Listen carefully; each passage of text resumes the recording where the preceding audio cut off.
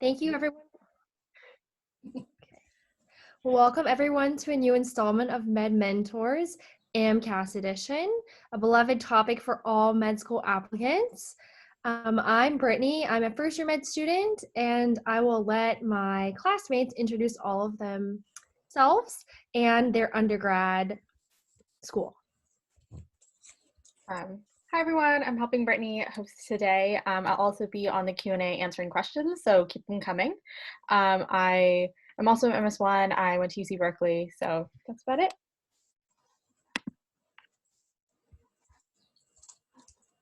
And we'll have our colleagues join us from afar through camera. Okay. Hi, I'm Gabby. I'm an MS1 with my fellow colleagues. Yeah, and I went to Stanford University for undergrad.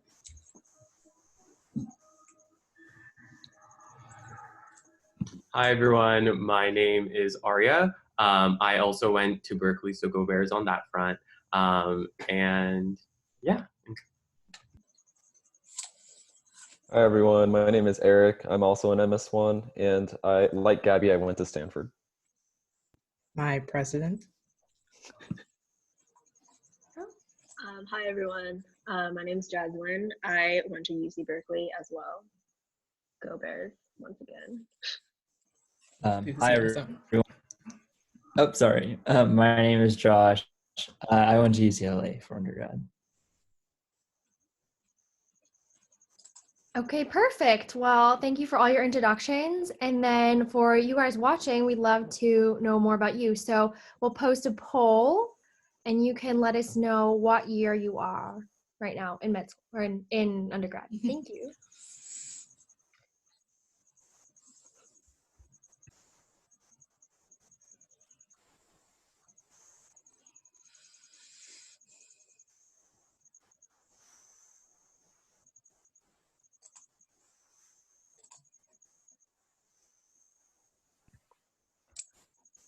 Okay, fantastic. Looks like a lot of seniors, but then a mix of the other years. Well, we're happy that you all are here.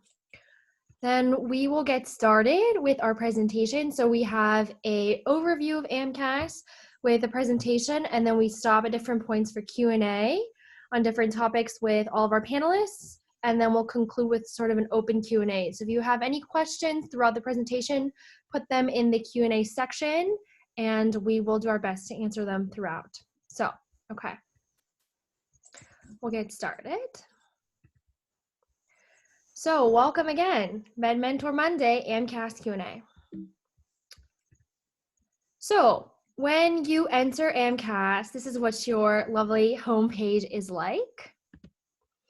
There's a section for your basic information, all of the different sections of your application, and then some sort of general resources if you have questions. And then here will be updates on documents that you submit, such as your transcript and your letters of recommendation. So this is an overview of the sections of the Amcas application that you have to fill out. We'll be going over each of these in order in this presentation, but to give you a preview, we have the identification, your school history, your biographic info, the classes that you've taken, the activities and work that you've done, letters of rec from your professors or other people in your life. You select the med schools you want to send to, and then of course the essay and the test results.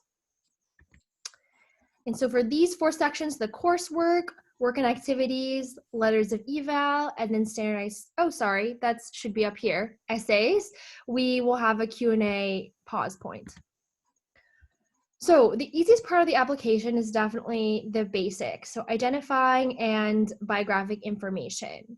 This is pretty straightforward. You just answer questions about yourself, such as your name, where you live, details about your residence and citizenship, and then about your military history, any disciplinary history, and some of your family. So that's very straightforward. And then I'll let Megan take it away for the next section. So for the next section, you need to enter in all the schools you've attended starting from high school, and this must include all your post-secondary education. So that doesn't just include UCLA as your undergrad, but any community college that you attended during high school, during the summer, etc., has to be included as well. Any study abroad programs or summer programs at other institutions need to be included, because this is important because you'll need to send a transcript from each school where you completed the coursework, and this needs to correspond with the coursework that you enter into the application and the transcripts that are received by Amcas when they do the verification process. There are some important things to mention as well. So if you matriculated to medical school before, there's an essay for that, and any institutional actions also have an essay. So those are for specific circumstances. Okay, thanks, Megan.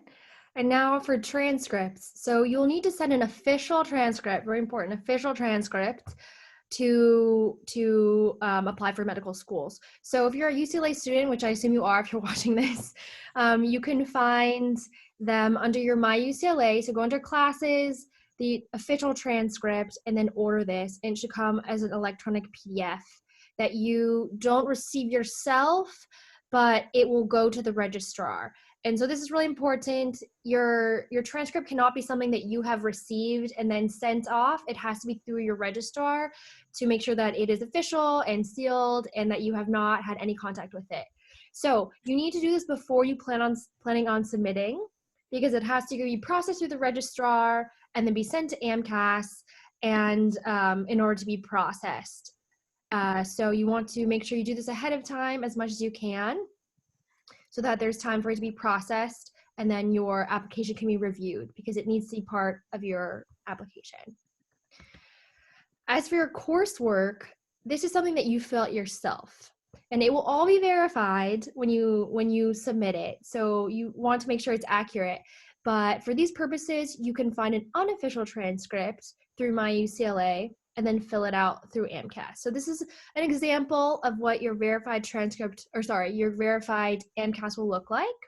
So it will show all of your classes, every single one of them, when you took it, the code at your school, a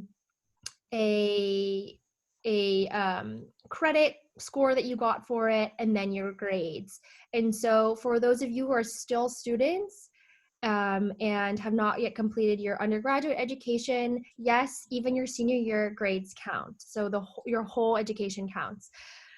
If you happen to take any AP classes, those are also inputted, and they look a little bit different. So you can see here that instead of a specific course, it just says general chemistry credit. And then for the information over here, it'll say AP. So you can basically input, yes, information about every class you've taken. And for those of you at UCLA, yes, this is what your unofficial transcript should look like. And from this, you can enter into Amcas. So, all right, we'll continue. So question for the panelists. How did you input your transcript information and coursework? Do you have any advice about this? Especially if you were on a quarter system. I think Josh is the one who can speak about this particularly. Yeah, sure. I'd be happy to talk about it. So just like Brittany mentioned, I think it's really important that you have your transcript pulled up as you begin inputting your grades in. And just like she showed that briefly on that slideshow, you like for 14A, for example, which I'm sure a lot of you guys have taken, you're going to go ahead and want to put in the name of the course, Chem 14A, and exactly what it says on the transcript. So I know it says something like equilibrium, acids, bases. It has like a very specific term. So you just want to copy that exactly onto the coursework. And then make sure you put like the right term as well. So if you took it like fall quarter of 2018, then you want to make sure you emphasize that as well. And then I think Amcas will automatically do all the conversions to semester system. So you don't have to worry about that.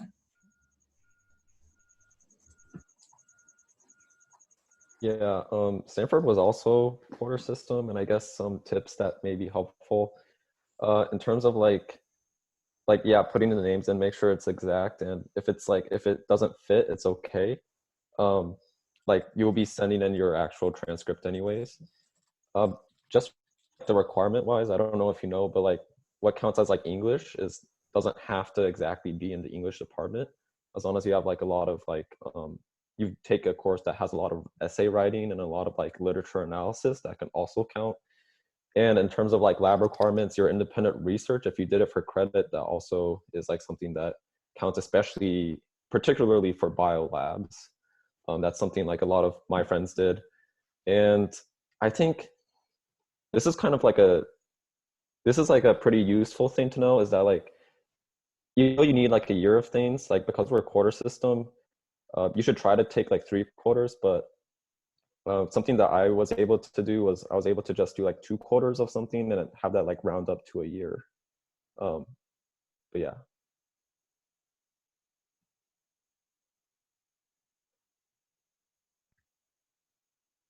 Okay, perfect. Thank you guys. And again, just to clarify, in order to send your transcript, it must be official. But for inputting the classes, the coursework, it's the unofficial, because basically you only have access to your unofficial transcript, and you're the one who has to input each of these classes. So it's unofficial. But then someone at Amcas will go through every single class you input and verify it with your official transcript. Fun times.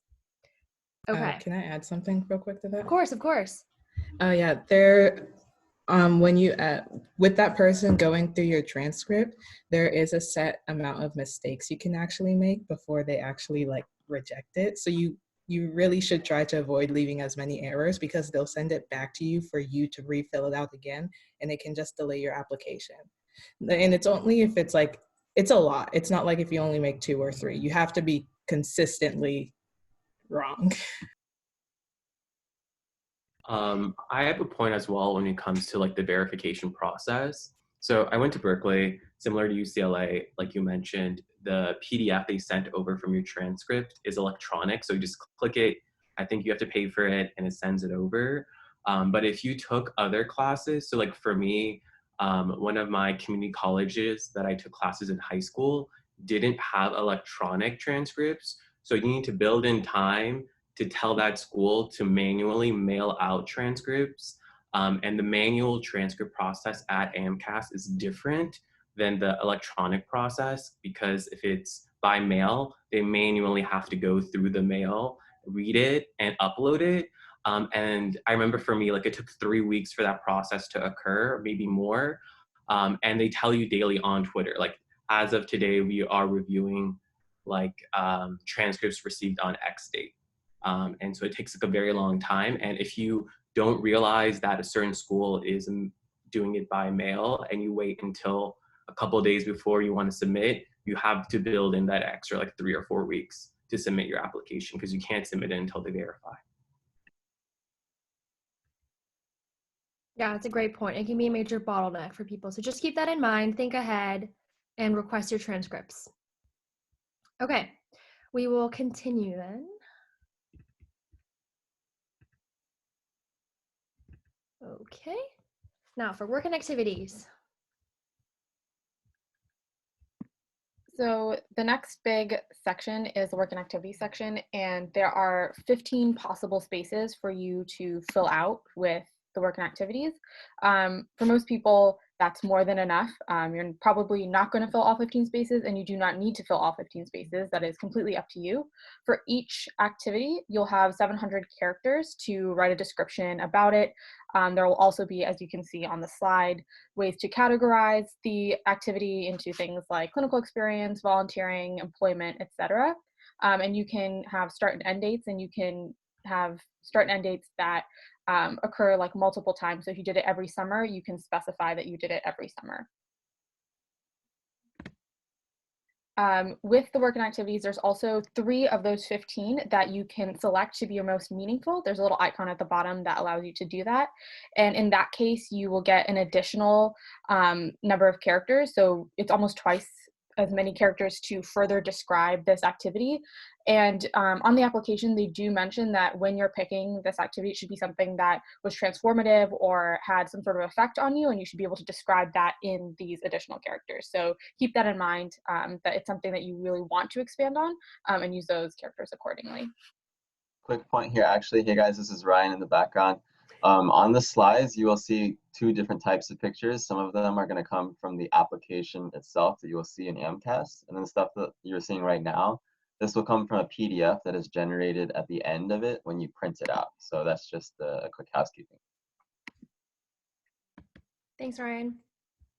Okay, our second question now for the panelists. How did you choose which activities you included or work in activities, and what did you write about them? Or how did you write about them? So. Okay. So I chose, I guess I'll start off with the 3 meaningful ones. I didn't fill up the 15 spaces because it's honestly hard to fill up 15 spaces in 4 years, even with a bunch of extracurriculars. But for choosing my 3 meaningful, which was kind of stressful, I actually did go with less strategizing about how Amcas readers are going to take it, and just more what I actually enjoyed most during or put in most time for during college. So it's things that I either had a lot of hours for, so I could talk about everything I did and accomplished, or something that one was that I started doing Muay Thai while I was in college, which has nothing to do with academics or something, but it was actually one of the most meaningful things to me that I started in college. So, and I thought it was at least interesting for other people to hear because I keep talking about it.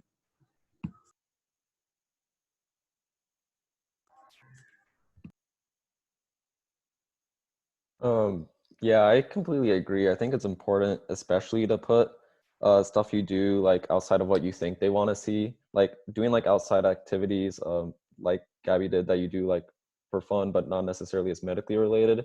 I think that shows to the application readers that you know how you're different from everyone else, and that you have a life outside of just wanting to pursue a career in medicine.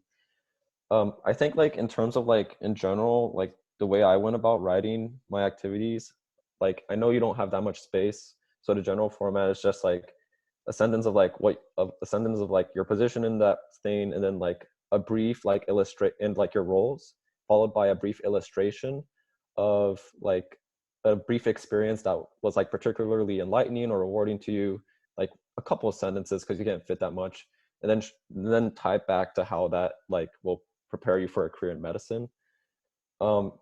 There's also another format that I use. If you've had a leadership position, you were president of an organization, what you can do is I did a bullet point style. If you did a lot of things and here's where word choice matters, you could go planned this event, organized this thing, and then coordinated this thing. So yeah, you could do a bullet style format also. Yeah, I would echo a lot of what everyone has already said. For me personally, it was pretty easy to pick my top 3 most important meaningful activities, just because there were 3 things I did in college that I spent a lot of time on, and that were the most important to me at Berkeley. So I was part of research, labor coach, and then a mentorship, a female mentorship organization. But yeah, what Gabby said, don't necessarily try to think about what they want to see or anything for those, because what you did spend the most time on is going to come out naturally in what is most important to you in applying.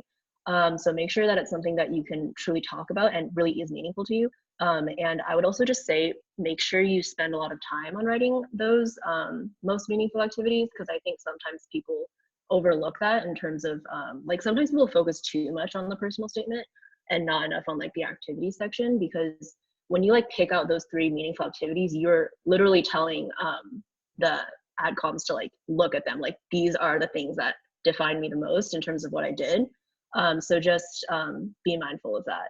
And also, yeah, I definitely agree that you should include things that you like doing for fun, like running, drawing, baking, hiking, whatever, because those just add personality to you, and you can fill up a few more spaces. Yeah, I completely agree with everything that's been said too. I think one of the biggest investments you can make like during the application process is like sitting down and like writing these out. For me, like when I wanted to attack it, like I had a Google Doc where I like kind of pre-wrote some of these things. I didn't realize we would have a copy of the application saved as a PDF at the end. So I wanted to have everything in one place, because when it comes to secondaries, there's going to be lots of opportunities to bring these things back. Like they'll ask you, oh, tell us about volunteering. And if you already have another document where you've highlighted all your volunteering, it's really easy to go back and forth. Something else I'd say though is, on that same note, like for secondaries, you're gonna have so many opportunities to talk about like special experiences that you don't want to like exhaust everything here. You want to save some goods for secondaries or other in-person interviews that you can bring something new to the table, so that if they've already read your application and your most meaningful experiences, you still have something kind of surprising around the corner that they might be excited about. For the panelists, actually, how did you guys write the work and activities portion? Mine was like pretty straightforward. Like for the other like secondaries and stuff, I make it a lot like flowy, easier to read. This one for work and activity, mine was pretty straightforward. Did you guys do anything different? I think mine was generally pretty straightforward. I think my first draft was very much just description. And then when I was sort of editing and someone else read, they asked if I could write more about why it was meaningful. And I think that's a big thing. You want to say, as other panelists have mentioned already, say what you did, but make sure you also say like why this meant something to you, how this plays a role in your sort of story toward med school, not to use like buzzwords, but how this, yes, was meaningful and influenced you and makes you more interested in being a doctor, or how it perhaps like helps prepare you for some aspect of medicine. And so I would say just definitely describe what you did, and then also say why it mattered to you.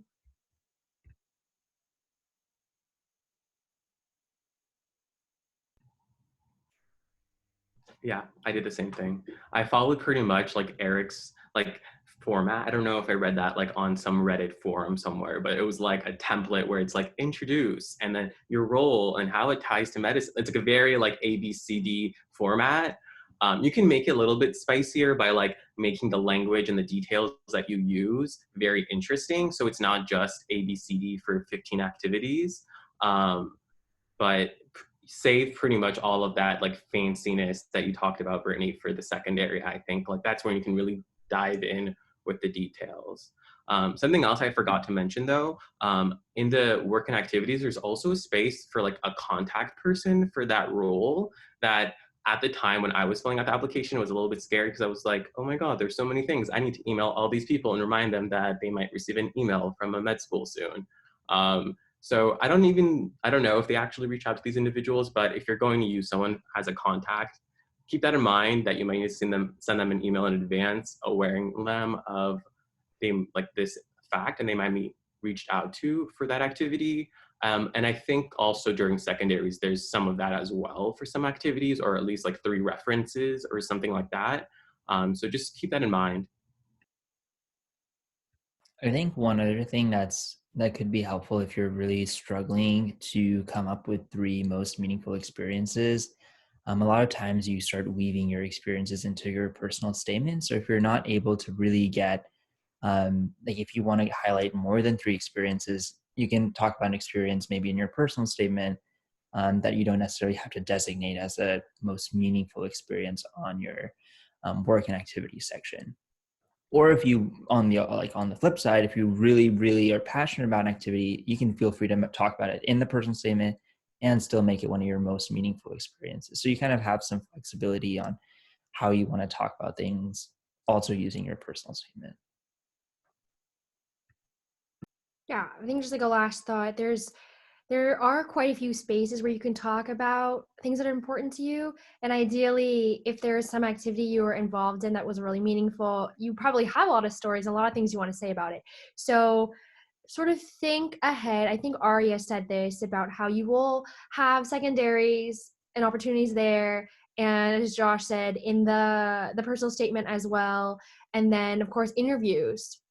I had one interview where the interviewer had basically created a study guide of my application and asked me like point by point questions about specific things I had mentioned in my primary about my most important or most meaningful activities. So there are lots of opportunities to talk about things, but also keep in mind sort of where you share different details about them. Okay, perfect. Let's see, Aria, your transition into letters of rec was perfect. So we'll go back to the presentation and talk about those.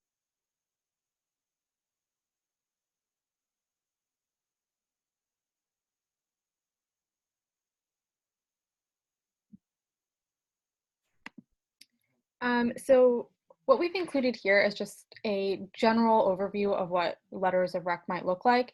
A big pointer to remember is that every school will have their own requirements, and it's really important to look into them individually. This is just the usual way that things go. So many schools have a minimum requirement of 2 letters of rec for science professors. And usually the best way to classify someone as a science professor is to look at their department name and make sure it's something in the sciences. I'm not sure about this exact example, but we had a UCLA undergrad write it out, so hopefully it makes sense. And then 1 letter of rec from someone in the humanities, which is pretty much everything else other than your science courses. So this is the minimum. There are some schools that only allow 3 letters. Most allow 5 to 6. So you could fill up those other letters with your extracurriculars, you know, letters from your research mentor, from your supervisor at a volunteer activity, your boss at work, anyone that you think can speak to unique qualities or characteristics that you have that might not show up elsewhere in your application. These are people that have interacted with you and can speak to that effect. And I think we have a Q&A on this as well.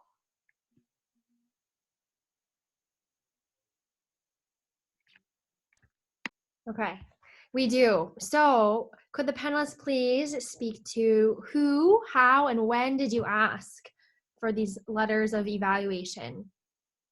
And with one more note about logistics, you can select which letters go to which school. And actually you have to one by one. So for example, if you have 7, maybe not that many, 4 letters, and one school will take all of them and one will only take 2 or 3, you pick and choose specifically. Oh, the thing about the letter of recs is that most professors will know how to write them, but there are specific things that have on how like the letter of rec is formatted. Otherwise, the school will not accept it. Like it has to have their signature. It has to have the school's logo or something like that. So when emailing out the teachers asking for letters of recs, make sure they actually know that it has to be on like official documentation like that. Yeah, it has to be on official letterhead. And there's actually a document from Amcas that will lay out the requirements that you could and should probably send to your letter writers so they know what is expected of them. So some advice from someone who took gap years. A lot of like the letters I like had in mind while I was taking those classes, just because like you only take physics an X amount of times. So if I was doing well in the class, I had in mind, well, maybe I'll ask this person for a letter. Definitely asking before the class was over. But something that I had to take advantage of because I knew I was going to take time off was using like a letter service. So there was one, I don't remember if I had to pay for it or if it was through the university, but you pretty much send like a link to the person who is writing you a letter of recommendation so that their letter is saved on this platform. And I think each school has their own. I don't know if UCLA has one, someone can correct me if I'm wrong, but that allows you to send letters a few laters after the fact so that after 2 years after graduating, you can still send a letter using a letter service. Just some advice for when you ask for letters. Make sure that when you do ask for a letter from a professor that you specify, can you write me a strong letter of recommendation, and emphasize the strong part because honestly, like I think mediocre letters can hurt you. So you got to make sure somehow that like, or have some sort of level of confidence that you will get a good letter from a professor. And then generally, if you've been talking to them, you should generally have like a sense, but you should still ask with the word strong.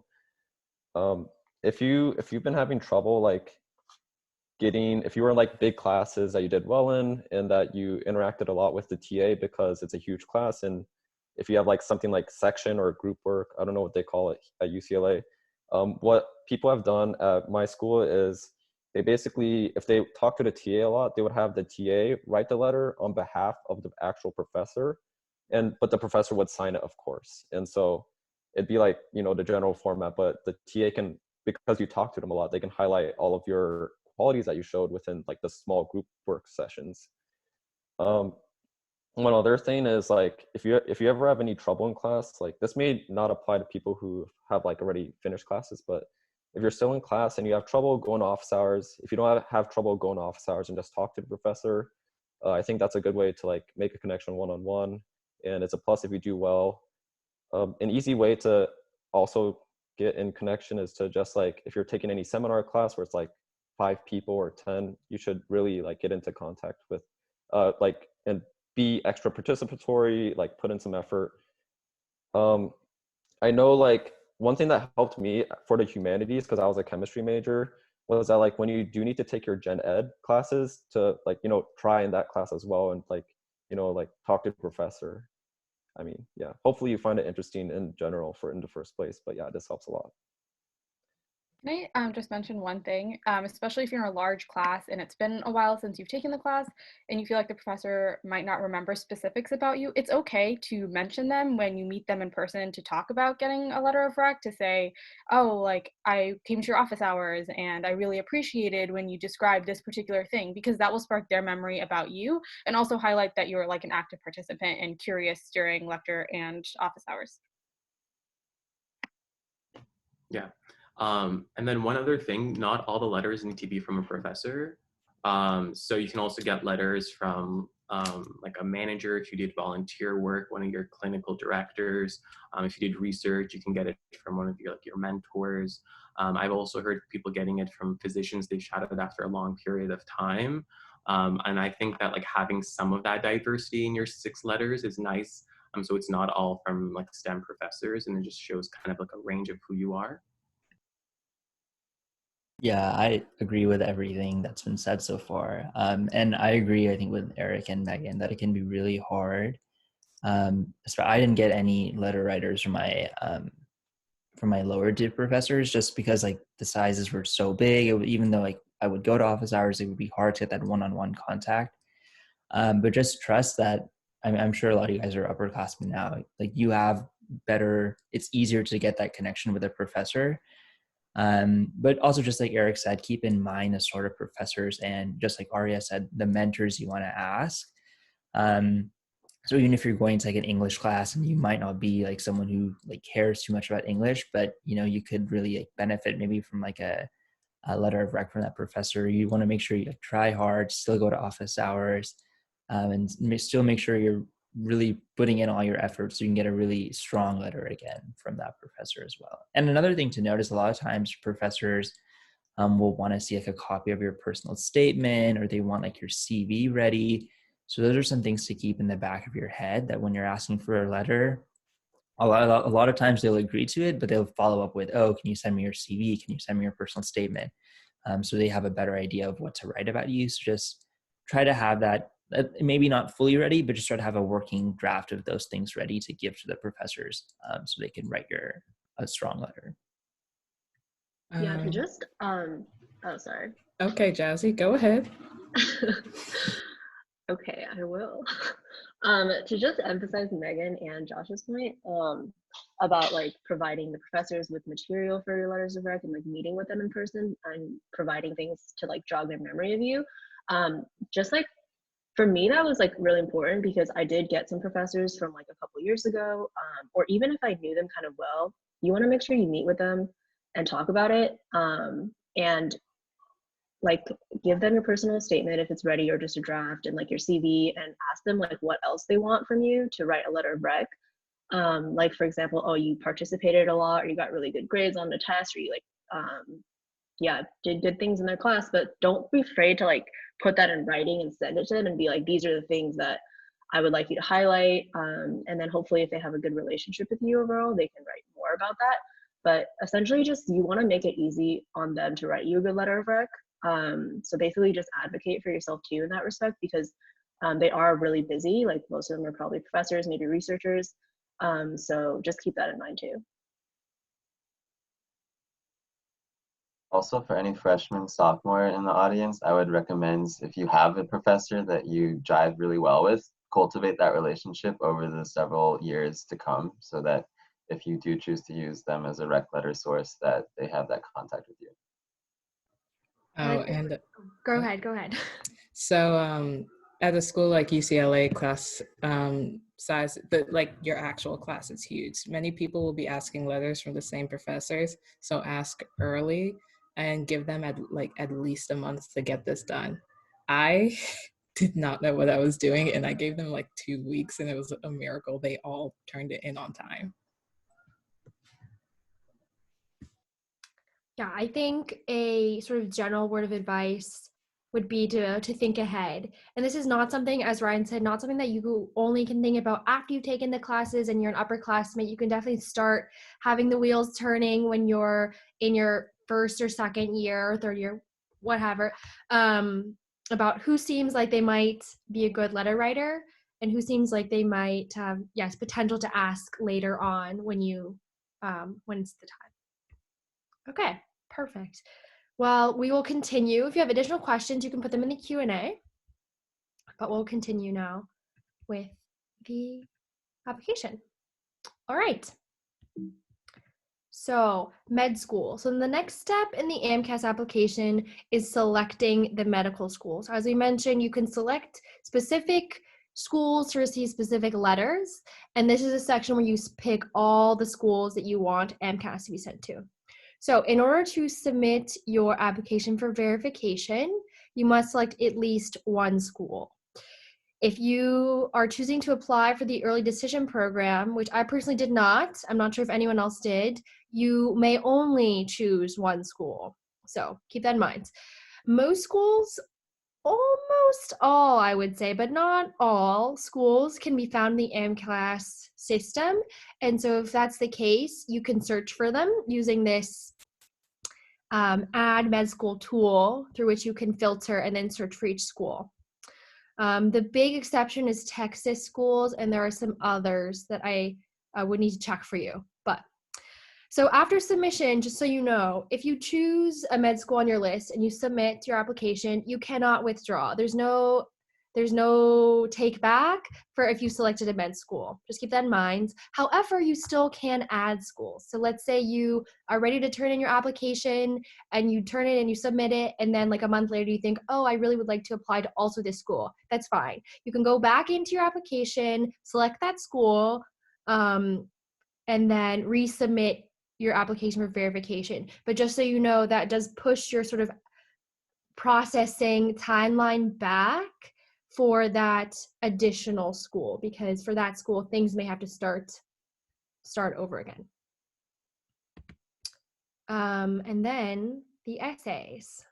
I'm sure this is something that is on everyone's mind. It's the big one in the application, is the personal statement. So that is like about 5,300 characters, where you can talk about your journey, talk about why you want to go to medical school, share a little bit about yourself. I know there's a lot of anxiety about writing the personal statement, getting started, getting it to where you want it to be. But I think the panelists can also share about their experiences doing that. In addition, if you're in any special program or want to do a special program, for example, MD, PhD, there will be additional essays that will specify your interest in those particular programs. All right, perhaps a big question. How did you write your personal statement essay? Any words of advice?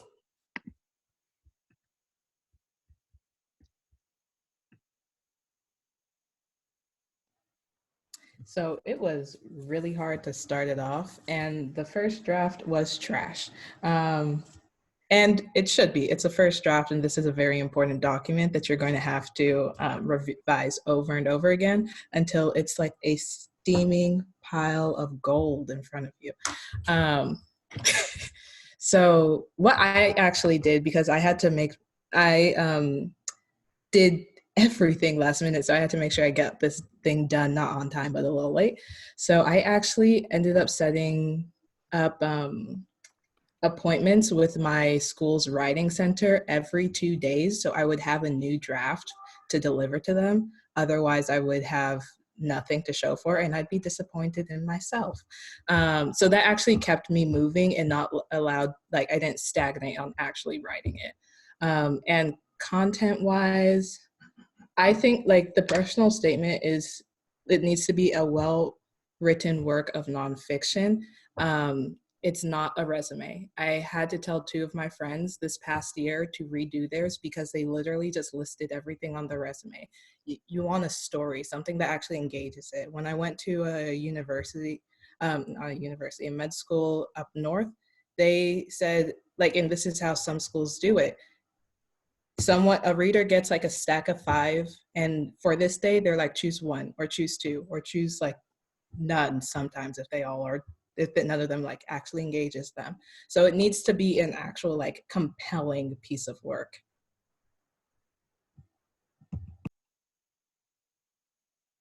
So on the other side of the spectrum, someone who's typing super neurotic, I had to start mine like a year in advance. Otherwise, I knew that I would never like personally get to the point where it would be gold like you, just because I like overanalyze every single word. So that was my journey.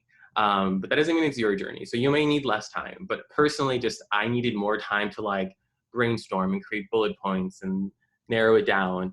But what I would really emphasize from what Gabby said is that it's like your story, right? Like if someone reads your personal statement, they should get why you want to be a doctor, and why you've done the things that you've done in your application so far. And I think like the hardest part is to like not try to make it perfect, but just try to make it authentic. Because when you go to an interview and when you go to secondaries, everything I feel like is kind of building on that or that theme or that explanation of like what interests you in medicine.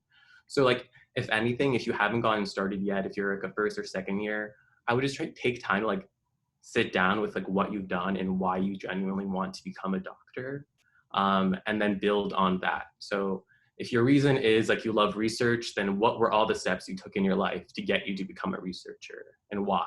And kind of build that into a really interesting narrative. Yeah, I think what Arya said is like hits the nail on the head, or hits the nail on the head. Like I think the best way to think about it is because the essay really asks like, why do you want to be a doctor? And I think you just want to be honest. Like you want to think to yourself, why do I want to pursue medicine? And what is it that really compels me to, go down this, what is a long road and a lot of years of education ahead. So I think another thing to talk about, I think Christina is mentioning these things in the chat, and I used a lot of these resources when I was here as an undergrad. So the UCLA Career Center, you can schedule an appointment with them and they'll read over your personal statement. I also did meet with the Undergraduate Writing Center as well. And I think there's this initiative, I think maybe one of the MedMentor admins can talk about like the application essay feedback initiative. I think Megan's in charge of that. And I actually used that as well 2 years ago when I applied as well. So I think you really want to, I know it can be really scary at first, like sharing your personal statement with people because it can be pretty personal. But I think once you do it a few times, it gets easier. It's really nice to have an outside perspective and just to make sure, I mean, obviously you know what you're writing about, but you want to make sure other people can really get that passion, get what you're trying to get across, even if they don't know you as well, because the med school, like admission committees, they're not going to know you that well, right? They're just reading your application. You want to make sure that everything you're trying to get across, like gets across from just your writing alone without knowing you. So there are a lot of resources, and I really like encourage everyone to use them. They're all great resources. Kind of in the middle of Gabby and Aria, I started writing my essay like 2 or 3 months in advance, just like drafting it. And like everyone has said, it's really, really hard to start it. And you're gonna like think it's horrible. And it's going to be horrible, like for sure at the beginning, because it's really hard to write about yourself, I think, in such a personal way. And like it's really like an essay of reflection, because like you worked so long and hard to like get to this point, and then it's kind of like, how can I tie this all together in like a coherent narrative? And it's going to be hard to do. So like just be gentle on yourself at the beginning, but make sure you do like get something down on paper, because I think that a lot of times starting is the hardest part. And then yeah, do make sure that people read it. Get like a good number of people, but not too many people, because you don't want like too many opinions. But I would say, yeah, you should definitely get some people that know you well. And then like Josh said, maybe even some people that don't know you super well necessarily, just so that you can get different eyes on it and a different perspective. Yeah. Yeah, I echo what everyone has said so far. I do recommend starting early because I don't know, personally, when I like first wrote my personal, I started spring break, which actually I should have started earlier, because like when I first did my like drafts, I was like trying to hash it out in like a short period of time relatively. And I realized like after taking a week break from like writing something that I thought was like pretty good, I realized like once you take a break and step away and you come back later, you realize it's like not that good anymore. And so it's always good to like have some time to allow yourself to take that break or breaks in order to revisit it after not thinking about it for a few days or something. I Yeah. think. Sorry. Oh. Yeah. Okay. Sorry, Gabby.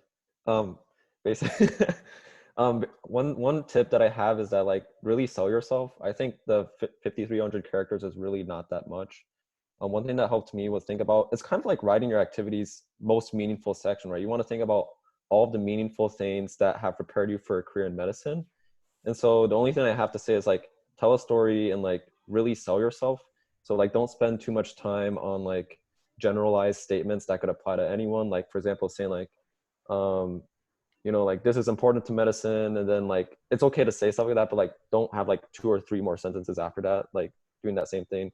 That space could be used for emphasizing like how illustrating how you demonstrate like certain qualities that are important for a career in medicine. Yeah, I just wanted to say I do not advocate doing what I did. I had a very nice spring quarter. It's not worth it. Okay, we will continue.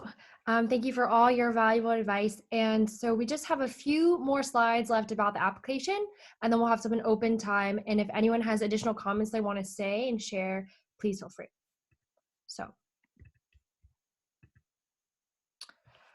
all right. So, testing. I think this.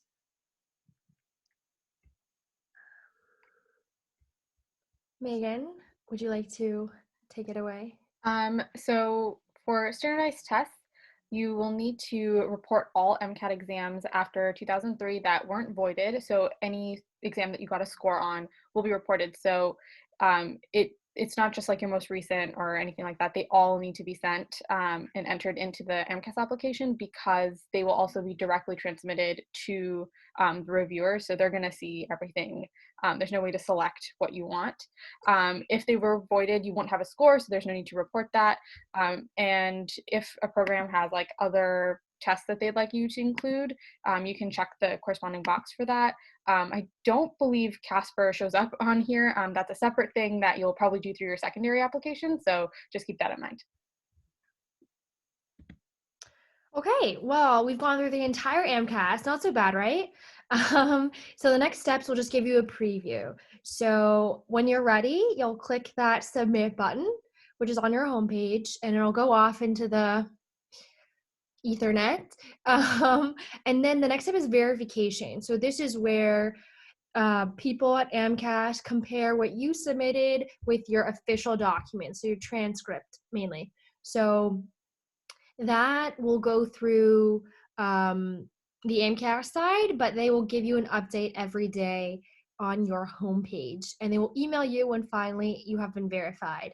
After the verification process, Amcas will send out to the schools you have selected. So that's why the verification process and the whole transcript acquisition is important, because this can take time. So that, yes. And then secondary. So just a heads up, some secondaries will send out and contact you immediately after they receive your primary. So they can come quickly. Or some other schools really carefully go through your entire application, and they will let you know quite a bit later whether they would like a secondary from you. So they can sort of be received over a very long period of time. Just a few important dates to remind you of. Amcas application opened today, exciting. Submission opens on May 30th, which is the first day that you can submit. So you can start filling it out today, and then you have the month to put everything in. July 10th is the day that the data is sent to the med schools. And then the primary submission deadline really depends on the school. So be aware of that. And often they're quite late in the fall, sometimes like October, November, December. That is the official deadline, but we would highly, highly recommend that you try to submit it before the deadline.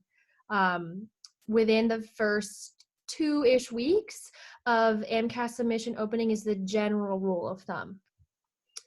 All right, so thank you very much for watching the presentation. We have some helpful links, so we'll send out this presentation afterward. But I will open it up to Q&A now, and any additional thoughts that panelists have.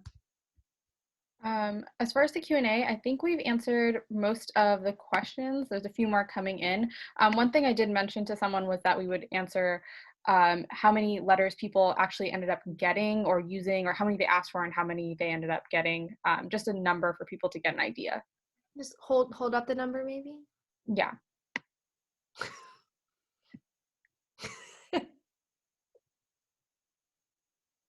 Sorry, what was the question? How many letters of rec did you get in the end? Oh, wow. Some people had so many. Sorry, I'm holding my phone, but I think I had like 7. Oh my God. Wow. Okay. But I didn't use all of them for all the schools, obviously. Yeah. I'm actually really curious who you asked then. Me? Anyone. Oh. Who had many? I had a couple that were like pretty old.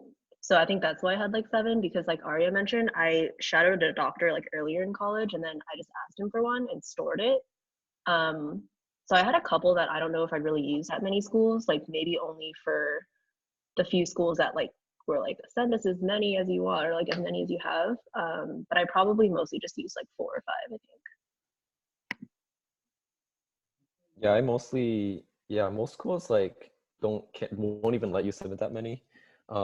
I had like a few from my major, just like teachers I like very much vibed with. One from my research PI, one from a club supervisor, and then like the gen ed stuff. And so other than that, like, yeah, that basically made 7.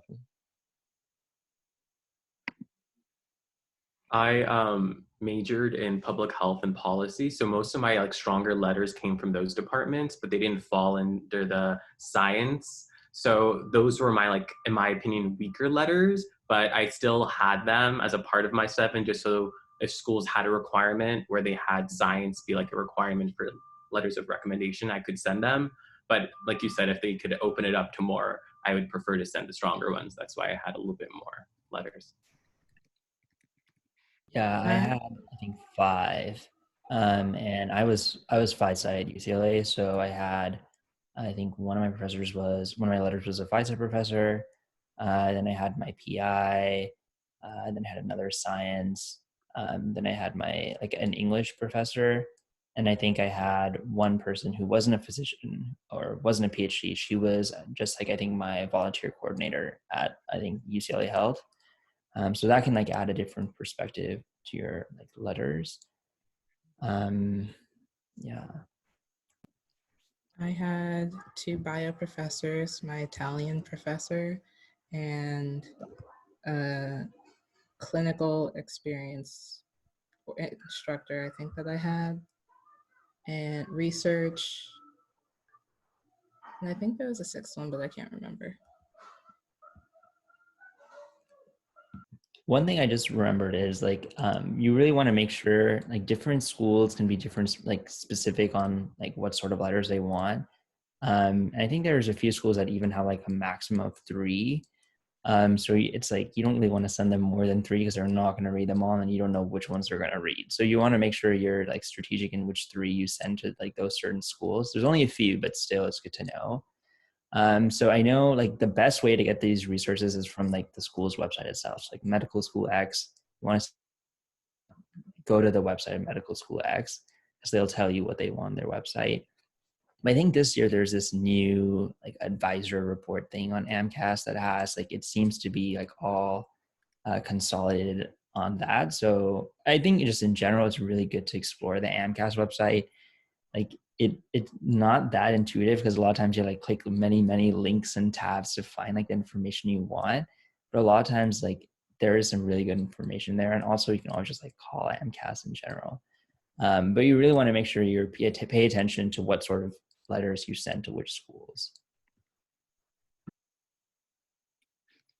Just one point of clarification. It looks like the first submission date for the Amcas application is actually May 28th, I believe. So I think that was also in the chat if anyone saw that. Thank you for clarifying. All right, we have like 1 minute left. Any last thoughts from anyone? I have something just quick. So you guys already talked about how like the moment you click submit and it's been verified, you could get secondaries. Like that's an understatement because you can get, so I was like terrified. The next day I got like 12 emails, secondaries coming out. Like some of them are just automatic. So just keep in mind that it could happen because I feel like one of the biggest like processes in the application journey is like secondaries and how they can pile up. And even though you can have the best intentions, know that like it can happen. So if you're busy, if you're working, if you have a part-time job, just know that like it can happen very quickly after the application. So don't go completely wild clicking schools thinking that it could like be an easy process because sometimes it can add up. So just build enough cushion room for that. Oh, and with secondaries, I know, like as Arya says, you're going to have a ton to deal with, but you can't let the quality of writing slip. Don't leave errors in there. You still need to review them consistently, even when, oh, also be very careful on copying and pasting essays to different schools. Do not leave the other school's name in your secondaries. So yeah, just try to maintain the same quality level of writing because it will be apparent if you start making mistakes. They're short essays. Yeah, this is where Arya's tip of, you know, like having a list of your experiences will be very helpful. I think like depending on when you submit, you may have to wait certain time. Like for most part, I think secondaries for the most part stay constant among schools. There might be like 1 or 2 questions that are changed. So you can like easily go on like SDN and like, you know, you can actually start like already pre-thinking or pre-writing some of the questions so that you can get like that 2-week turnaround time for secondaries if you get a ton at first. Yeah, I would definitely recommend pre-writing if you're able to. People told me to pre-write and I didn't, but I should have.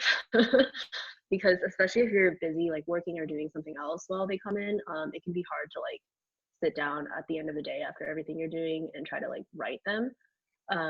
So if you can pre-write them, or at least like Eric said, start thinking about what you would write.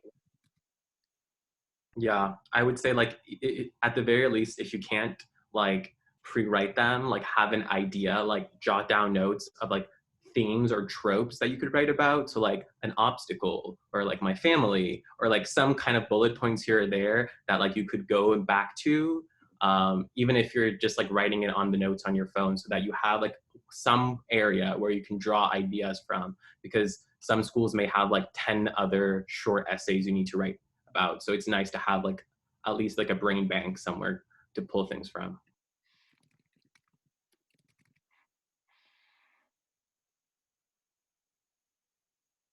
Okay, well, thank you so much, all the panelists, for participating today. And thank you for all of you attendees for listening and asking really great questions. We will stay around for a couple minutes to answer the questions that remain in the Q&A. But that is all for us on Amcas. So thank you for attending. And stay tuned. Next week, we have another Med Mentors Monday on gap year planning. So get excited for that. And yes, thank you. See you next time. I'll jump in really quickly here. I Yes. know there's a lot of interest in personal statement assistance and advice. So if we do see a lot of that coming in, we're thinking about possibly holding a sort of new session on Thursday evening, but it's not yet confirmed. If that is something that you would find interesting or valuable, please do let us know.